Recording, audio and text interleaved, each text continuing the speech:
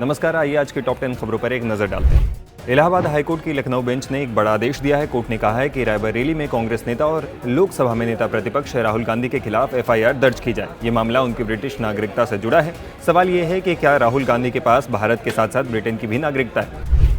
लोकसभा में संसद के विशेष सत्र का दूसरा दिन भी हंगामेदार रहा। नेता प्रतिपक्ष राहुल गांधी जब महिला आरक्षण से जुड़े संशोधन विधेयक पर बोलने खड़े हुए तो उन्होंने भाषण की शुरुआत बचपन की कहानी से की, लेकिन ये कहानी आगे बढ़ते बढ़ते हंगामे में बदल गई। असल में राहुल गांधी ने इन्हीं कहानियों के जरिए बीजेपी पर हमला बोला और दो टूक कहा कि कायरो की तरह बीजेपी छपना बंद करे। उन्होंने कहा कि ये महिला बिल तो बिल्कुल नहीं है।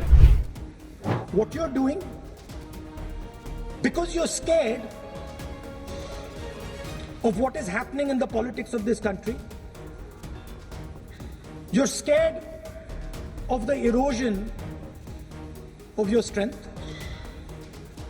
You're trying to rejig the Indian political map. You have done it in Assam, you've done it in Jammu and Kashmir, and now you're imagining that you can do it in India. And you need a constitutional amendment to do that. Now let me explain what you are doing.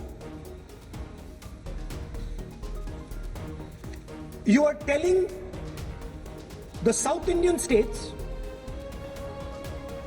you are telling the northeastern states, you are telling small states in India that in order for the BJP to remain in power, we are going to take away representation from you.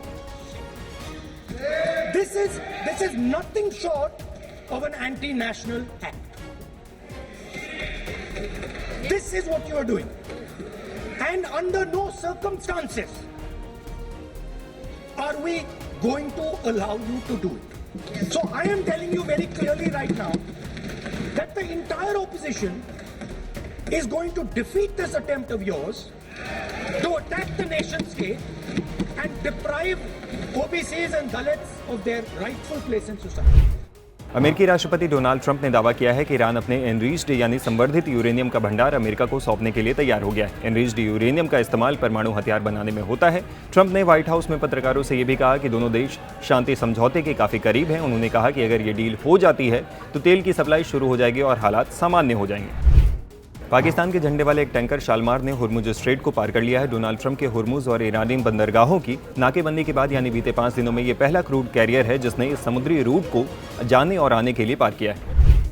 UK और France आज लगभग 40 देशों की एक बड़ी बैठक की अध्यक्षता करेंगे। ये बैठक हुर्मुज में नाकेबंदी और उससे दुनिया में तेल और सप्लाई पर पड़ रहे असर को लेकर होगी। हालांकि इस बैठक में अमेरिका शामिल नहीं होगा। रॉयटर्स के मुताबिक इस बैठक का मकसद समुद्री रास्तों की सुरक्षा सुनिश्चित करना और ये तय करना है कि जहाज बिना किसी रुकावट के इस रास्ते से गुजर सकें। अमेरिका की पहल पर इजराइल और लेबनान शुक्रवार को 10 दिन के सीज फायर पर राजी हो गए हैं। इसका मकसद अस्थायी सुरक्षा और शांति समझौते पर बातचीत को आगे बढ़ाना है। अडानी ग्रुप के चेयरमैन गौतम अडानी एशिया के सबसे अमीर व्यक्ति बन गए। ब्लूमबर्ग इंडेक्स में उनकी नेटवर्क 92.6 अरब डॉलर यानी करीब 8.59 लाख करोड़ रुपए हो गई। अभी तक रिलायंस इंडस्ट्रीज के चेयरमैन मुकेश अंबानी एशिया के सबसे अमीर शख्स थे।